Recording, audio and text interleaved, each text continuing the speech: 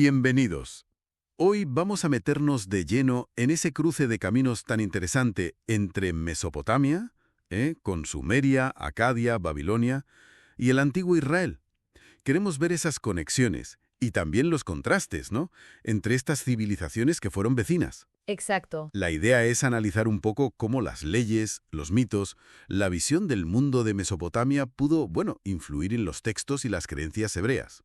Tenemos para esto comparativas del Código de Hammurabi y la Ley Mosaica, textos sobre ambas culturas, claro, análisis académicos. Efectivamente. Hay que pensar que ambas culturas nacen y crecen en el creciente fértil. La interacción era, inevitable.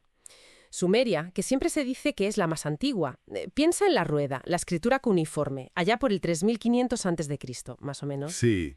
Pues sentó muchas bases antes de que Israel y Judá surgieran, siglos después, hacia el 12 o 10 a.C.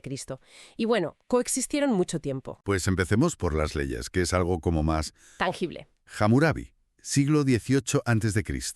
Ley mosaica. ¿Qué ves ahí? ¿Qué paralelismos hay? Pues mira, de entrada, los dos buscan el orden social. Eso está claro. Y ambos dicen venir de la divinidad, lo que les da, una autoridad tremenda. Luego ves cosas concretas. Lo del falso testimonio, por ejemplo.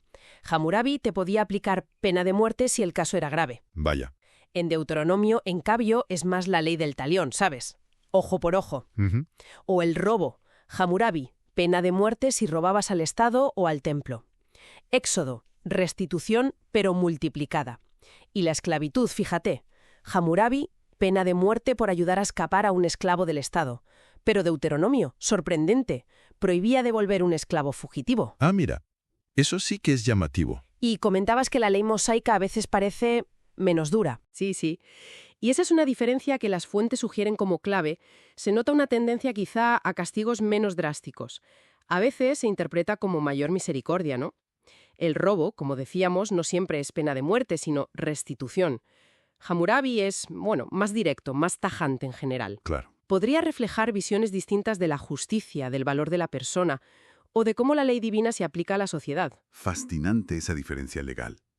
Y esa distinta visión se ve también en los mitos de creación, en cómo se origina el ser humano. Totalmente. Hay un modelo que se repite, eso de la formatio, crear con materia, ¿no? Casi siempre arcilla. En Mesopotamia, mitos como el Enuma Elish o Atrahasis cuentan que los dioses crean al hombre mezclando arcilla y sangre de un dios sacrificado. Kingu, Gestue. ¿Y para qué? Pues, para que hagan el trabajo pesado. Para servir a los dioses, básicamente. Quitarles carga a ellos. Ya. En el Génesis hebreo también se usa la arcilla. Dios forma a Adán del barro de la tierra, le da vida, pero el propósito inicial no es ese.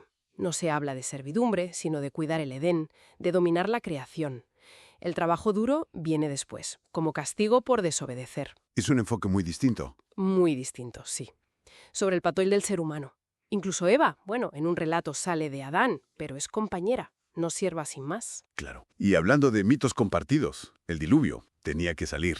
¿Influencia directa o un arquetipo que estaba ahí? Pues probablemente un poco de las dos cosas. La historia es asombrosa por lo similar. Una inundación divina para acabar con la humanidad. Un elegido, Utnapishtim, Ziusudra, Noé, que construye un arca, salva a los suyos, animales, y al final sacrificio en una montaña. La estructura es casi la misma. Casi. Luego los detalles cambian, claro. La forma del arca, cuánto dura, por qué se enfadan los dioses. Ahí está la adaptación de cada cultura. Exacto. Ahí se ven las diferencias teológicas, pero el núcleo narrativo es innegable, que está ahí, compartido. Mencionas adaptaciones teológicas y la idea misma de Dios en Israel, también influida por los vecinos. Pues los estudiosos apuntan a una evolución, compleja. El monoteísmo no aparece de golpe. Parece que evoluciona desde el politeísmo cananeo.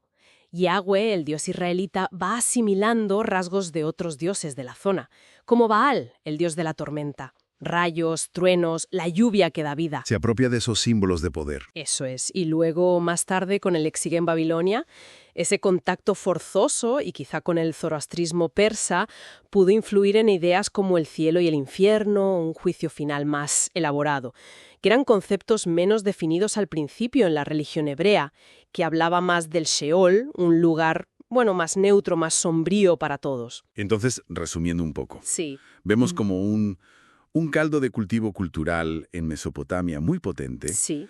del que Israel toma cosas, leyes, mitos, pero les da la vuelta, ¿no? Los transforma. Justo eso. Mesopotamia ofrece como un repertorio de ideas, ¿no? Sobre el cosmos, el origen, las leyes. Pero la Biblia hebrea no copia y pega, lo reinterpreta todo.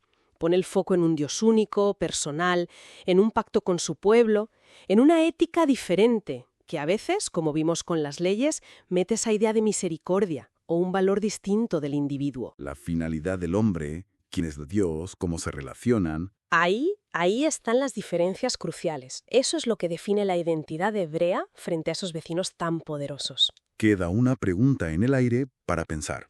Sabiendo esto, que estas tradiciones tan influyentes no surgieron aisladas, sino en diálogo, a veces en tensión, con otras culturas, ¿cambia nuestra manera de ver su singularidad? Quizá lo genial no es tanto la originalidad pura, sino esa capacidad increíble de coger ideas que ya existían y, bueno, darles un giro radical, orientarlas hacia una visión del mundo completamente nueva. Para reflexionar.